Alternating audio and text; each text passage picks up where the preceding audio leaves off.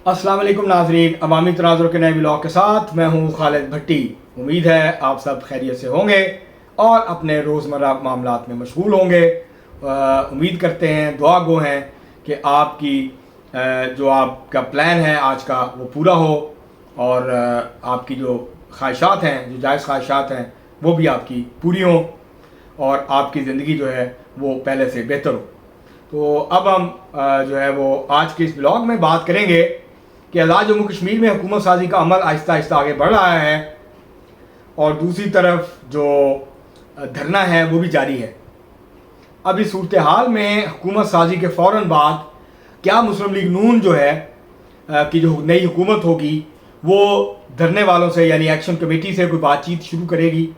दोबारा जो मुज़ाकरात का सिलसिला मुनक़ते हो गया है वो शुरू होगा और इस वक्त क्या सूरत हाल है इसके ऊपर भी बात करेंगे और इसके साथ साथ जो हुकूमत साजी का अमल है उसके हवाले से बात करेंगे। मुस्लिम लीग नून को एक नशिस्त तो मिल गई है, मखसूस जो नशिस्तें हैं उसमें से अब्दुल रहमान रईं मुस्लिम लीग नून के वो बिला मुकाबला ओवरसीज़ की नशिस्त पे कामयाब हो गए। उलमा मशाइख पे भी मुकाबला होगा और जो टेक्नोक्रेट की नशिस्त पे उस पर भी मुकाबला होगा और ख़वातीन की जो 5 नशिस्तें हैं उस पर भी मुकाबला होगा। लेकिन अब्दुल रहमान जो हैं रईं वो बहरहाल कामयाब हो गए हैं। उनके मुकाबले में किसी ने अपने कागजात नामजदगी जमा नहीं करवाए। तमाम जो उम्मीदवार हैं इन सब के कागजात नामजदगी दुरुस्त करार पाए हैं। आज इतराज़ात दाखिल किए जा सकते हैं और अगर कोई इतराज़ दाखिल नहीं होता तो फिर यही उम्मीदवार जो हैं ये इलेक्शन लड़ेंगे 24 तारीख को। 24 तारीख को इलेक्शन होगा, 24 तारीख को हलफ होगा और शायद उसी दिन या उससे अगले दिन स्पीकर और डिप्टी स्पीकर का इंतखाब होगा। फिर एक दिन के वक्फे के बाद वज़ीर आज़म का इंतखाब होगा। फिर चंद दिनों के वक्फे के बाद सदर का जो इंतखाब है वो मुतवक्को है। और लगता ये है कि ये जो महीना, ये जो हफ्ता है, अगला हफ्ता जो कि जो है शुरू होगा गालबन 24 से, उस हफ्ते के अंदर अंदर कश्मीर में हुकूमत साजी का जो अमल है वो मुकम्मल हो जाएगा। वज़ीर आज़म बन जाएंगे, फिर कैबिनेट उनकी आ जाएगी। उसके बाद शायद सदर का इलेक्शन का भी वाज़ेह नहीं है कि वो भी इसी अगले हफ्ते में हो जाएगा या वो उससे अगले हफ्ते पे जाएगा। उसके हवाले से अभी क्लैरिटी नहीं है और ये भी अब बहुत हद तक क्लैरिटी हो गई है कि शाह गुलाम कादर जो हैं वो वज़ारत उज़्मा के सबसे मजबूत उम्मीदवार के तौर पर सामने आए हैं। कुछ और नाम भी हैं लेकिन सबसे मजबूत उम्मीदवार वही हैं।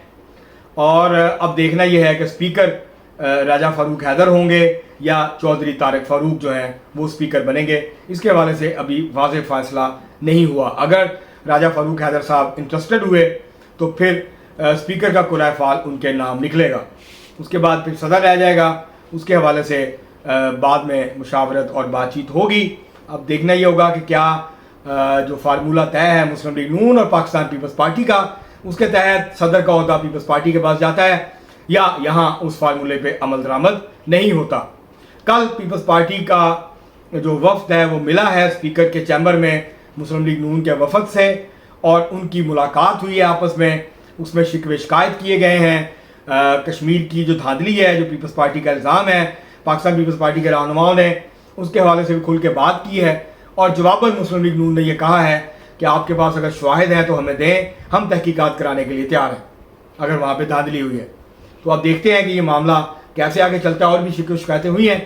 तो बहरहाल अब सूरत हाल ये है कि 24 तारीख को अब ये कन्फर्म है कि 3 जो नशिस्तें हैं मुस्लिम लीग नून ख़वातीन की उस पर आराम से जीत जाएगी। एक नशिस्त पे पाकिस्तान पीपल्स पार्टी जीत जाएगी। जो पाकिस्तान पीपल्स पार्टी की खातून है सबसे ऊपर उनका नाम है, उनके कागजात जमा हुए हैं, वो है फरजाना याकूब। ये सरदार मोहम्मद याकूब जो साबिक़ वज़ीर आज़म और साबिक़ सदर हैं आज़ाद जम्मू कश्मीर के, कई दफ़ा इलेक्शन भी जीत चुके, MLA रहे, वज़ीर रहे, उनकी साहबजादी हैं। पहले भी ये हुकूमत में रही हैं, मेंबर रही हैं MLA। उनको फिर पाकिस्तान पीपल्स पार्टी ने, इनका ताल्लुक जो है वो खाई गला से है, अली सोजल से इनका ताल्लुक है दरअसल, सॉरी खाई गला से नहीं, अली सोजल से। और ये जो है अब मखसूस नशिस्तों पे उनकी कामयाबी यकीनी है। अब मुकाबला है शाहीन कौसर डार और ज़ोबिया खुर्शीद के दरमियान और इनमें से कौन आएगा नहीं आएगा, क्योंकि जो वोट है एक सरदार साजिद इकबाल अब्बासी जो अवामी दस्तोबाजू पार्टी के हैं, मुस्लिम लीग नून के नए नए इत्तेहादी बने हैं, उनका वोट बहुत अहम है। اگر وہ مسلم لیگ نون کو کی امیدوار کے حق میں ووٹ دیتے ہیں تو پھر اس بات کے امکانات بڑھ جائیں گے کہ چوتھی جو خاتون امیدوار ہے جو کہ مریم ادریس ہیں، کیونکہ مسلم لیگ نون کی جو امیدوار ہیں اس کے اندر جو ہے وہ مریم کشمیری، جن کو مریم رضوان ان کا اصل نام ہے لیکن وہ مریم کشمیری کے نام سے مشہور ہیں، وہ ہیں سہرش قمر ہیں راولہ کوٹ سے، اور اسی طرح سے بیگم رفت عابد ہیں جو کہ راجہ عابد خان کی اہلیہ ہیں، ان کی بیوہ ہیں، اور شعیب عابد راجہ جو ہیں ان کی وہ والدہ ہیں، تو وہ ان کا نام ہے۔ چوتھی جو نشست ہے مسلم لیگ نون کی وہ ہے مریم ادریس، اور وہ پی ایچ ڈی ہیں، اسکالر ہیں، اور ان کا جو ہے کافی اہم کام ہے اس کے حوالے سے۔ تو اب دیکھتے ہیں کہ مسلم لیگ نون چوتھی نشست لے پاتی ہے یا پاکستان پیپلز پارٹی کو 2 نشستیں جو ہیں وہ جاتی ہیں۔ تو یہ اب اس وقت 24 تاریخ کو اس بات کا فیصلہ ہو جائے گا۔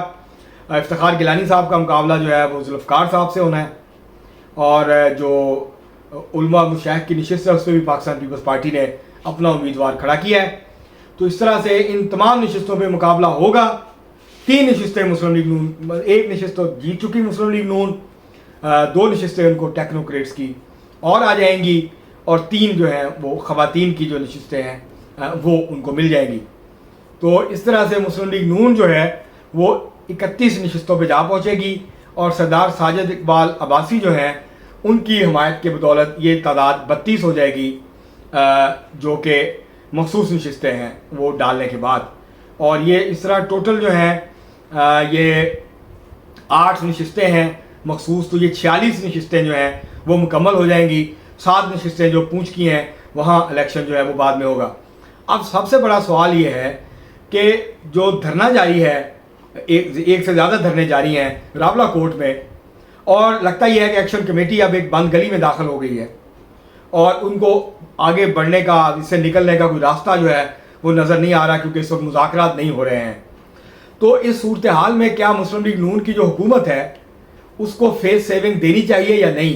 میرے خیال سے تو مسلم لیگ نون کی جو حکومت ہے، جب حکومت سازی کا مرحلہ مکمل ہو جائے، اقتدار آزاد جموں کشمیر کا مسلم لیگ نون کے ہاتھ میں آ جائے، تو مسلم لیگ نون کو فوری طور پر ایکشن کمیٹی کو انگیج کرنا چاہیے، اور جو ان کے مطالبات فوری طور پہ مانے جا سکتے ہیں ان کو مانا جائے، تاکہ فیس سیونگ ملے، اور ایکشن کمیٹی یہ جو دھرنا اور یہ ساری کیفیت ہے، احتجاجی سیاست ہے، اس سے وہ باہر جائیں، اور راولہ کوٹ اور پونچھ کے جو حالات ہیں وہ نارملائز ہوں۔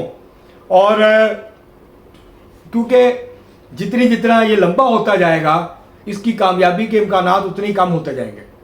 تحریک ایک وقت پہ پہنچ کے تھک جاتی ہے، اتار چڑھاؤ آتے ہیں، کبھی اس میں شدت آئے گی، کبھی کمی آئے گی، یہ ہر تحریک میں ہوتا ہے، لیکن جیسے جیسے تحریک لمبی ہوتی جاتی ہے ویسے ویسے وہ کمزور ہوتی جاتی ہے، آئسولیٹ ہوتی جاتی ہے، ڈی مورلائز ہوتی جاتی ہے، اس کے اندر مایوسی کا عنصر جو ہے وہ بڑھتا چلا جاتا ہے۔ تو ان حالات میں بہتر یہ ہے کہ مسلم لیگ نون جو ہے وہ آگے بڑھے، اس کی حکومت آزاد جموں کشمیر کی اور وفاقی حکومت، اور ایکشن کمیٹی کے ساتھ بات چیت کر کے اس معاملے کو ختم کیا جائے، اس کو اچھے طریقے کے ساتھ انجام کی طرف لے کے جایا جائے، بجائے اس کے کہ طاقت کا استعمال ہو، اور پھر طاقت کے استعمال کے منفی اثرات بھی بڑے گہرے ہوتے ہیں اور دور رس ہوتے ہیں، دیر تک رہتے ہیں۔